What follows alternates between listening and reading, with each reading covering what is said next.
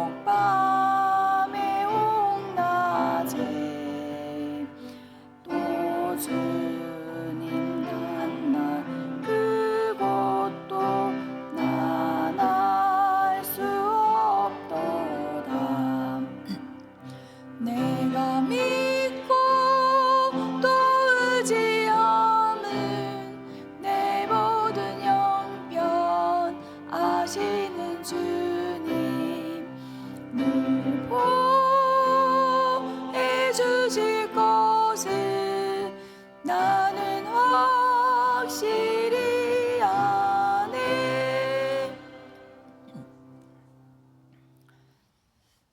12월도 벌써 반이 지나갔습니다. 또 우리가 대림절 셋째 주간을 보내고 있는데 한 해 동안 베풀어 주신 하나님께 감사를 드리면서 또 오신 예수님이 내 삶에 더욱 역사하여 주시기를 기대하는 대림절 기간이 되기를 원합니다. 예수님이 세상에 구주로 오셨지만 세상은 배척했습니다. 2000년 전에 배척당하신 예수님께서 오늘도 여전히 내 삶에 주인 자리를 찾지 못하고 배척당하고 계신지 아는지는 모르겠습니다. 이 시간 주님을 내 삶의 주인 자리에 초청하면서 또 우리 가정과 내 자녀의 인생의 주인 되기를 위하여서 간절히 기도하시겠습니다. 또 은성교회와 교회에 속한 목회자들과 또 환우들을 위해서 함께 기도하시겠습니다.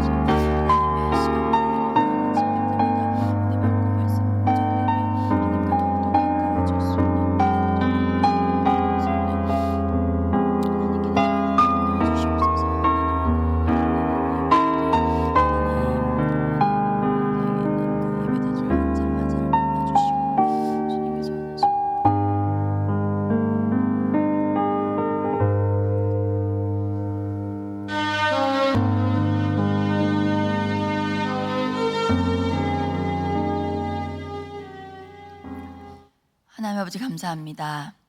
돌아보면 감사할 것밖에 없고 지나고 나면 그 의미를 알게 되지만 우리는 하나님의 크신 뜻을 모르고 내 삶의 많은 기다림들을 고난이라 부르고 말았습니다. 생명을 잉태하는 시간, 간증을 만들어내는 시간을 감사함으로 기다리지 못하고 불평과 원망을 했습니다. 우리의 믿음 없음을 불쌍히 여겨주시고 성령님 우리의 믿음을 도와주시옵소서. 이미 오신 예수님, 우리를 만나 주옵소서. 함께 예배하지만 각자 만나 주시고 각자에게 말씀하여 주옵소서.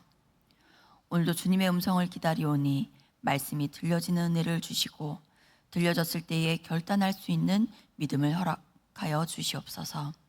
감사드리며 예수님의 이름으로 기도합니다. 아멘. 이 새벽에 하나님께서 우리에게 주시는 말씀은 여호수아 20장 1절에서 9절 말씀입니다. 여호수아 20장 1절에서 9절 말씀입니다. 저와 한 절씩 교독하신 후에 마지막 절은 함께 읽도록 하겠습니다. 여호와께서 여호수아에게 말씀하여 이르시되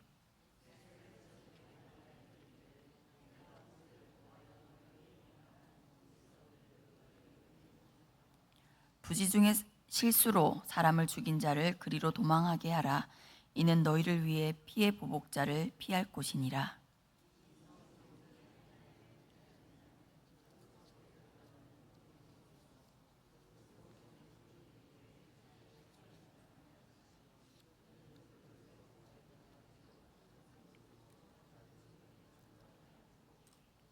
피의 보복자가 그의 뒤를 따라온다 할지라도 그들은 그 살인자를 그의 손에 내주지 말지니 이는 본래 미워함이 없이 부지 중에 그의 이웃을 죽였음이라.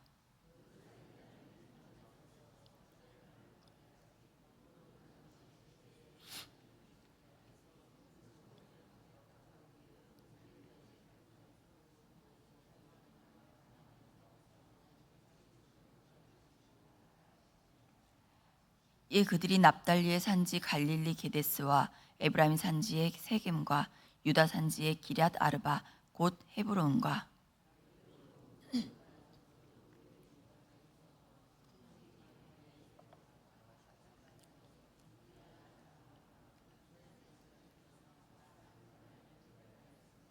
함께요. 이는 곧 이스라엘 모든 자손과 그들 중에 거류하는 거류민을 위하여 선정된 성읍들로서 누구든지 부지 중에 살인한 자가 그리로 도망하여 그가 회중 앞에 설 때까지 피해 보복자의 손에 죽지 아니하게 하기 위함이라. 아멘. 오늘은 하나님의 편만한 은혜라는 제목으로 말씀 전하도록 하겠습니다. 이제 12지파의 그런데 기업을 받지 못한 지파가 있었지요. 바로 레위 지파입니다. 하나님께서 친히 그들의 기업이 되시겠다고 했지만 레위 지파도 머물 곳은 있어야 합니다. 그들의 가축도 머물 곳이 필요했을 것입니다. 하나님께서는 그 일도 예비해 두셨습니다.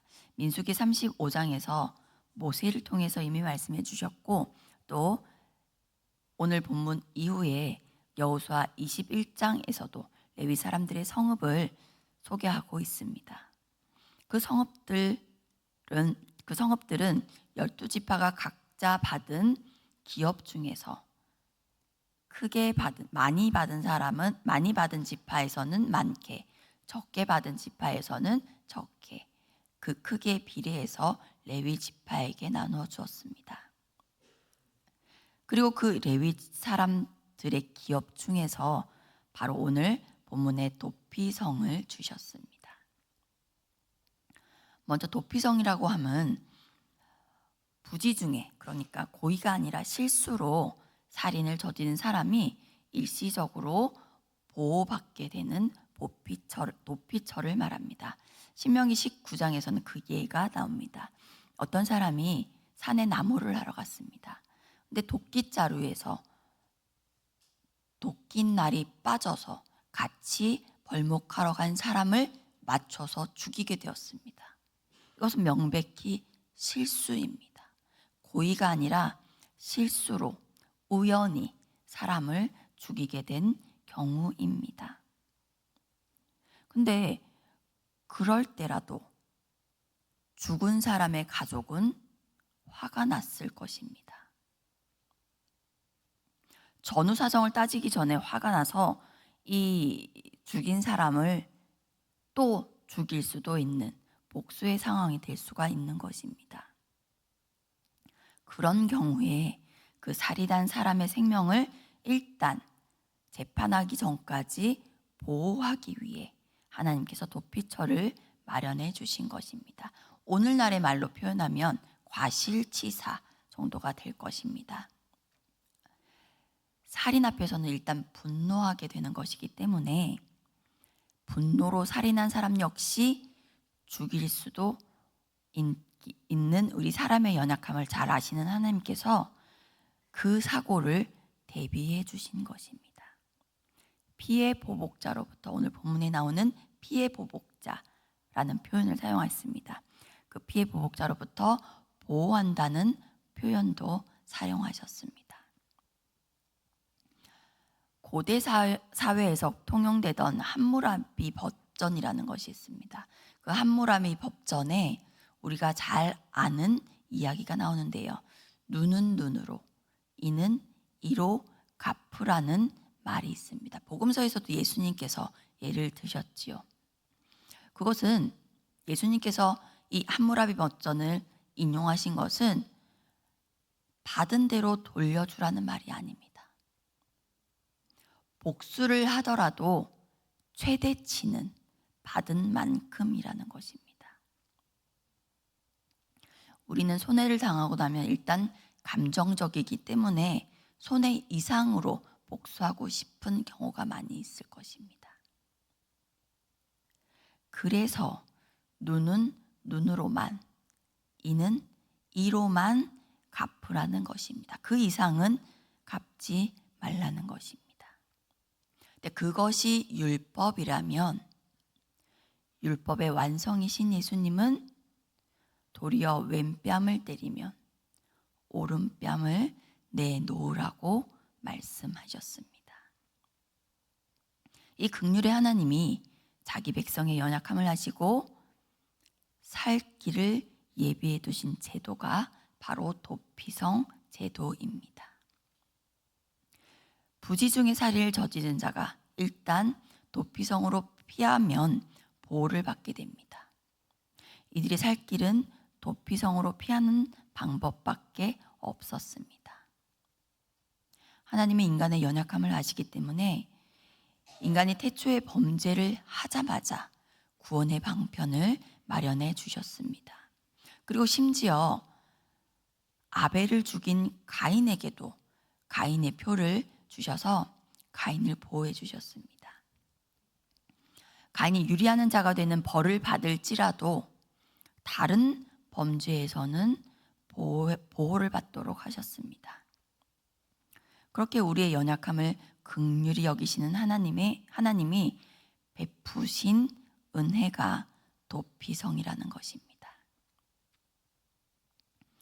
피해 보복으로부터 안전하게 보호받는 길은 도피성으로 피하는 방법밖에 없습니다. 우리가 살 길은 오직 예수 그리스도밖에 다른 길은 없다는 것입니다. 다만 한 가지 조건이 있다면 도피성으로 들어가는 문 어귀에서 자신의 죄를 고백하는 것이었습니다. 우리 죄를 예수님 앞에 고백하면 됩니다. 내가 죄인임을 고백하고 예수님밖에 구원의 길이 없다는 것을 시인하면 구원받을 수 있다는 것입니다. 이 본문의 도피성에는 몇 가지 특징이 있습니다. 먼저 도피성의 위치입니다. 지명을 보시면 이스라엘 지명이지만 우리에게도 조금 낯설지는 않습니다. 갈릴리의 게데스, 세겜, 헤브론. 우리가 여호수아서 20장까지 읽어오면서 많이 들어봤던 지명이실 것입니다. 도피성은 찾기에 어렵지 않은 곳이었다는 것입니다. 게다가 지형도 높은 곳에 있었다고 합니다. 그것도 목적은 찾기에 쉽도록이었습니다. 부지 중에 살인을 저지른 사람이 당황하고 두려울 때 도피성이라도 빨리 찾아갈 수 있도록 하기 위함이었습니다. 그것이 하나님의 자비입니다. 그리고 도피성은 요단 동편에 세 곳, 또 요단 서편에 세 곳이 있었습니다. 그 점도 마찬가지로 어디에서나 가까운 도피성을 갈 수 있도록 하기 위함이었습니다. 어느 곳에서든지 50km 정도면 도피성을 갈 수 있었다고 합니다. 50km 정도의 거리에 도피성이 하나씩 있었다는 것입니다. 요단 동편의 자리를 잡은 두 지파 반에게도 동일한 은혜를 베푸시는 것을 볼 수 있습니다. 하나님의 은혜는 차별이 없습니다. 복음은 누구에게나 열려 있습니다. 예수님을 구주로 영접하기만 하면 누구든지 구원을 받을 수가 있다는 것입니다. 그런데 본문 2절에서 보시면요, 내가 모세를 통하여 너희에게 말한 도피성들을 너희를 위해 정하여, 또 3절에서도요, 이는 너희를 위해 피해 보복자를 피할 곳이라고 말씀하고 있습니다. 살인을 저지른 사람을 위하여 라고 말하지 않고 너희를 위하여 라고 말씀하고 있습니다. 누구든지 실수할 수 있고 누구든지 은혜와 긍휼이 필요할 수 있다는 말입니다. 성도라고 해서 의롭기만 하지는 못합니다. 누구든지 용서를 구해야 할 때가 있고 자비를 구해야 할 때가 있습니다. 그때를 위해서 너희를 위하여, 우리를 위하여 구원의 방편을 마련해 주심을 기억하시기 바랍니다. 오늘 본문 마지막 9절에서는 이 도피성이 이스라엘 모든 자손과 또 그들 중에 함께 거류하는 거류민들 모두를 위해서 선정되었다고 말씀하고 있습니다.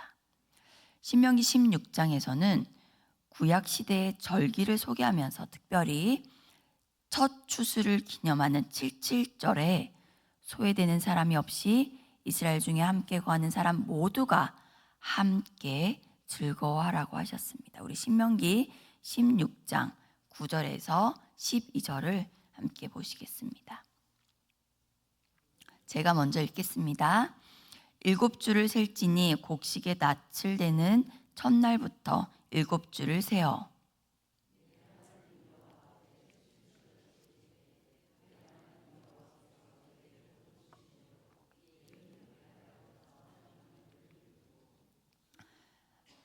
너와 내 자녀와 노비와 내 성중에 있는 레위인과 및 너희 중에 있는 객과 고아와 과부가 함께 내 하나님 여호와께서 자기의 이름을 두시려고 택하신 곳에서 내 하나님 여호와 앞에서 즐거워할지니라.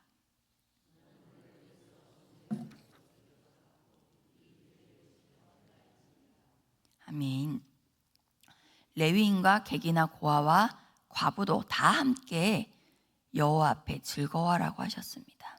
하나님의 편만한 은혜에 대해서는 누구도 소외함 없이 함께 감사해야 하는 것입니다. 그 하나님은 오늘도 우리에게 같은 은혜를 주시는 분입니다. 이 은혜에 참여하도록 하는 것이 영혼 전도이고 또 이 은혜에 함께 감사하며 즐거워하는 것이 예배인 것입니다. 끝으로 이 도피성에 피한 사람이 속죄되는, 죄가 없어지는 방법이 있습니다. 정당한 재판을 받아서 무고한 죄를 벗어날 수도 있었고 아니면 대제사장이 죽을 때까지 도피성에서 기다리는 것이었습니다. 그 당대의 대제사장이 죽으면 그는 속죄되고 본래 성읍으로 돌아갈 수가 있었습니다. 우리의 영원한 대제사장이신 예수님께서 죽으심으로써 우리는 속죄되었고 우리의 본향 저 천국으로 갈 수가 있게 되었습니다. 그런데 사탄은 그 사실을 속이려고 합니다. 피해 보복자가 되어서 우리를 삼키려고 온갖 수를 다 씁니다. 아직 그 피해 보복자로부터 쫓기는 사람들이 있습니다. 이미 대제사장이 죽었는데 그 사실을 몰라서 도피성에서 두려워 떨고 있는 사람들이 있습니다. 그들에게 대제사장이 죽었다, 대제사장이 죽었으니 이젠 자유다, 본향으로 갈 수 있다고 전하는 것이 바로 우리가 해야 할 복음 전도인 것입니다. 말씀을 정리하겠습니다. 도피성은 우리 모두를 위한 하나님의 은혜와 긍휼입니다. 그래서 찾기 쉽고 가기도 쉬운 곳이었습니다.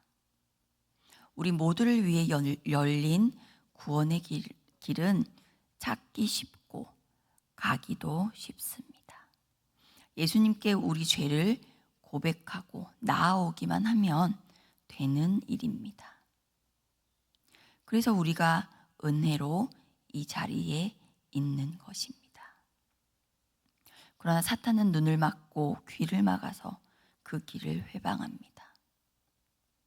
사탄에게 사로잡힌 사람들에게 길이 있다, 대제사장이 죽었다, 그래서 우리는 본향으로 갈 수 있다, 자유인들이다 전파하는 것이 전도라고 했습니다.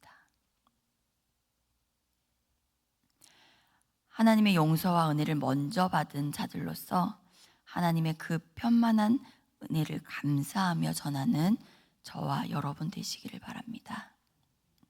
오늘 하루도 말씀과 기도로 또 복음 전파로 승리하시는 하루 되시기를 주님의 이름으로 간절히 축원합니다. 기도하시겠습니다.